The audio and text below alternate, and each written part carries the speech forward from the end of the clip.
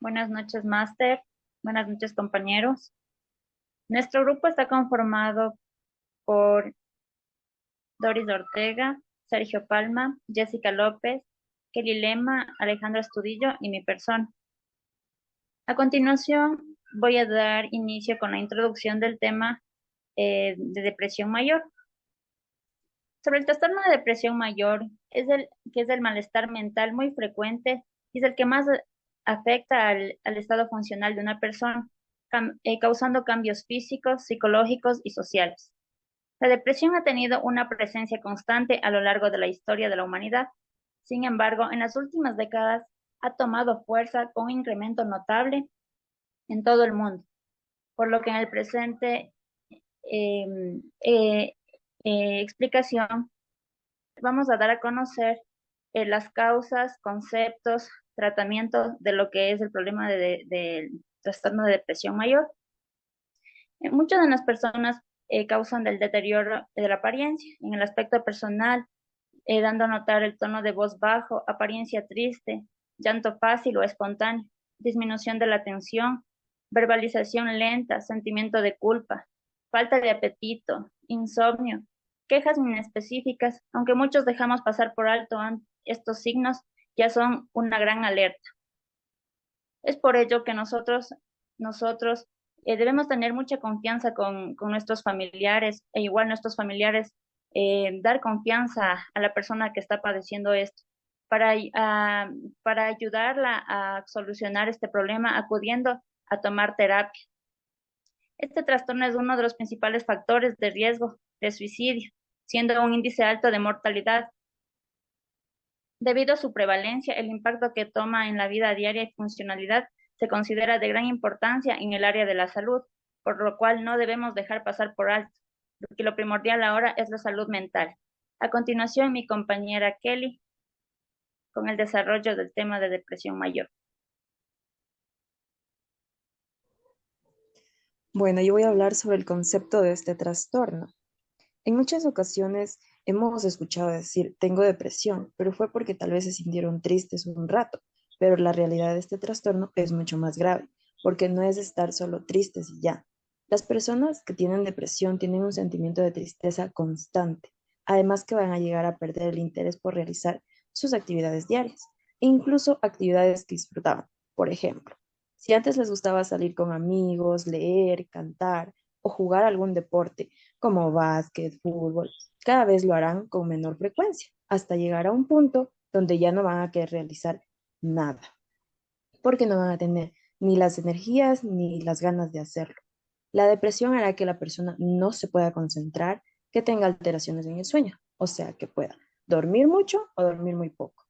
Tendrá alteraciones en el apetito, pasa lo mismo, comerá mucho o comerá muy poco. Se sentirá frustrado, con ira, se le hará difícil tomar decisiones, se sentirá cansado sin haber hecho nada, incluso puede tener pensamientos suicidas, o sea, de querer quitarse la vida. Todo esto hará que la persona no pueda disfrutar de su vida y que vivir un día sea un reto para él. Este trastorno le puede dar a cualquier persona, sin importar género ni edad, pero según algunas investigaciones, las mujeres somos más propensas a tener este trastorno. Gracias. A continuación, mi compañera Jessica. Mi tema es los criterios diagnósticos. Basados en investigaciones realizadas con conocimientos científicos, los criterios diagnósticos de depresión mayor han sido calificados según el caso de los manuales CIE-10 y en el DSM-5. En el CIE-10, en el numeral 68, se clasifica la depresión mayor dentro de los trastornos del humor o afectivos, que es del F30 al F39. Además, se dividen en las siguientes categorías. En el F32 lo incluye como un episodio depresivo y en el F33 el trastorno depresivo recurrente. Debe tomarse en cuenta que el episodio depresivo, en cualquier caso, debe tener una duración al menos de 2 semanas. Ahí es donde uno comienza a ver los síntomas de las personas cuando ya comienzan a tener ciertos estados de ánimo o presentar síntomas que puedan diferenciar que no está bien. Como por ejemplo tenemos el primero el ánimo depresivo, la segunda pérdida de interés de la capacidad de disfrutar, el tercero el aumento de la fatigabilidad. Esto quiere decir que por cualquier cosa se irrita. En cambio, según el DSM-5, en sus recientes ediciones, divide la anterior clasificación, que es lo que decía el CIE-10, en trastornos del estado de ánimo, en trastornos depresivos y trastornos bipolares. Así también, la persona en depresión debe tener al menos 2 semanas consecutivas con mínimo 5 de los síntomas, entre ellos la disminución del interés o el placer por todas o casi alguna de las actividades que realiza a diario. El cuadro depresivo mayor puede dividirse en leve, moderado o grave, con sus respectivos códigos. Por eso, pues, los invitamos a, en caso de presentarse un paciente con algún estado depresivo y que tengamos la sospecha, a consultar lo que es el CIE-10 y el DSM-5. Así también tenemos un diagnóstico diferencial de este trastorno, que puede ser el desarrollo del individuo, donde trae importantes cambios físicos, cognitivos y sociales, lo que conlleva la adaptación al medio de una forma considerable. Pero en este desarrollo con frecuencia surge la aparición de desasosiego, sentimientos de incomprensión o cambios del humor. A continuación, la compañera Doris, por favor. Me ha tocado compartir acerca de los factores protectores y los factores de riesgo. Dentro de los factores de riesgo tenemos la violencia ejercida dentro del seno familiar, que se ha convertido en uno de los factores determinantes para el desarrollo de la depresión mayor. Otro de los factores es justamente la etapa de desarrollo de la adolescencia. Son cambios bruscos que los chicos y chicas experimentan a través de sus emociones y sentimientos. El ambiente familiar influye mucho si este es perjudicial o si es positivo para ayudarles en su proceso de depresión o de ansiedad. Otro factor de riesgo es atravesar pobreza extrema, desempleo, la falta de oportunidades.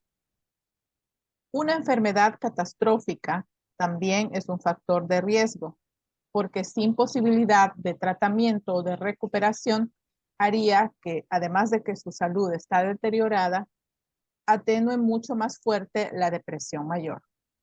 Las adicciones son otro tipo de factores de riesgo porque la persona carece de voluntad para decidir mantenerse en una vida saludable. Hay otros factores genéticos que también influyen y necesitan de medicación para poder superar. Una situación como catástrofe natural puede ser un factor de riesgo. También tenemos los factores protectores.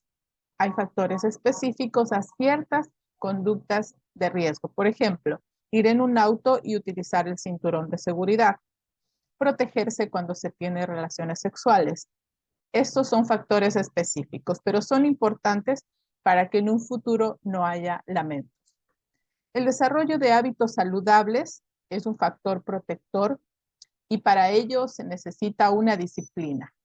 La responsabilidad comunitaria de identificar casos de depresión es una de las formas que podemos prevenir el suicidio y también los casos de depresión.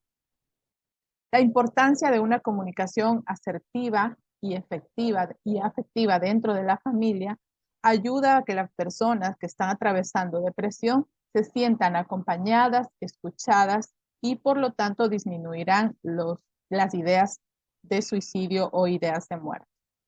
La escucha activa, el poder pedir ayuda cuando se necesita una ayuda emocional sobre todo. Este ha sido mi tema y a continuación va a compartir nuestra compañera Alejandra. En base a lo mencionado por mis compañeros sobre las prácticas clínicas del trastorno de depresión mayor, se da a conocer los instrumentos de evaluación.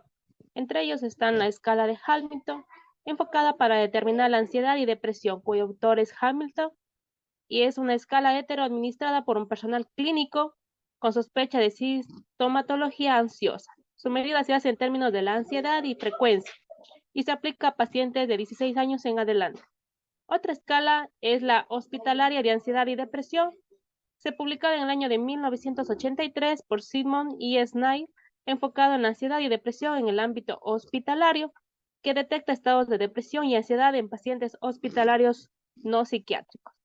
Es un cuestionario apto aplicado con 14 ítems, integrado en una subescala de ansiedad y otra de depresión, y se aplica para personas adultas.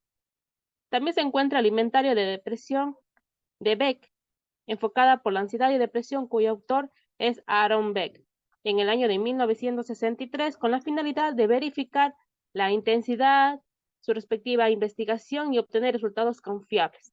Se basa en la capacidad discriminativa entre un paciente con y sin trastorno depresivo, pacientes con distimia de aquellos con un trastorno de depresión mayor y pacientes con un trastorno de ansiedad generalizada de aquellos con un trastorno de depresión mayor, y se aplica a pacientes a partir de los 13 años en adelante. Estos tratamientos psicológicos es un procedimiento psicoterapéutico, involucra un esfuerzo personal y emocional por parte del paciente, debido a la frecuencia óptima de las sesiones es cada 1 o 2 semanas. A continuación, el compañero Sergio va a compartir información sobre los tratamientos de la depresión mayor. Mi tema es tratamientos.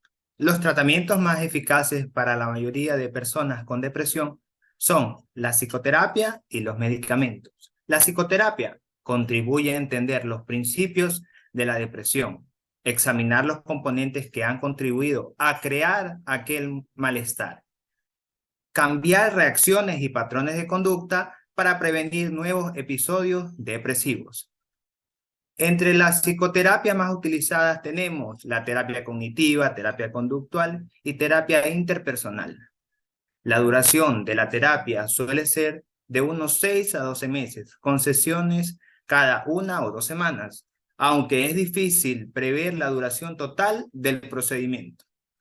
Los antidepresivos son medicamentos sujetos a recomendación y receta médica, es decir, necesario ir donde un especialista en psiquiatría para hacer una evaluación completa y dictaminar el mejor antidepresivo viable. Tenemos los tipos de depresivos, los tricíclicos, inhibidores selectivos de la recaptación de la serotonina, duales, y los melatoninérgicos. Los antidepresivos actuales resultan muy seguros y poseen pequeños efectos secundarios. La toma al día es suficiente y no interviene con la productividad diaria de una persona. El tiempo que tarda en comenzar a actuar el antidepresivo es comparativamente rápido, de 2 a 3 semanas. La depresión no es un trastorno que puedas tratar por ti mismo. Sin embargo, además del tratamiento profesional, la persona debe tener un cuidado personal, cumplir con el plan de tratamiento, no faltar a las consultas de la psicoterapia, incluso si te sientes bien, tomar a la hora los medicamentos. Si dejas de tomar, los síntomas de la depresión pueden regresar y puedes experimentar síntomas similares a los de la abstinencia. Y acepta que llevará un tiempo sentirte mejor. Como conclusión, el 13 de enero se conmemora el Día Mundial de Lucha contra la Depresión, un trastorno que incide significativamente en las tasas de mortalidad a nivel mundial. Impacta a personas de todas las edades. Sin embargo, son los adolescentes y las personas adultas mayores los más afectados. Estimado docente, esta ha sido la participación de nuestro grupo. Muchas gracias.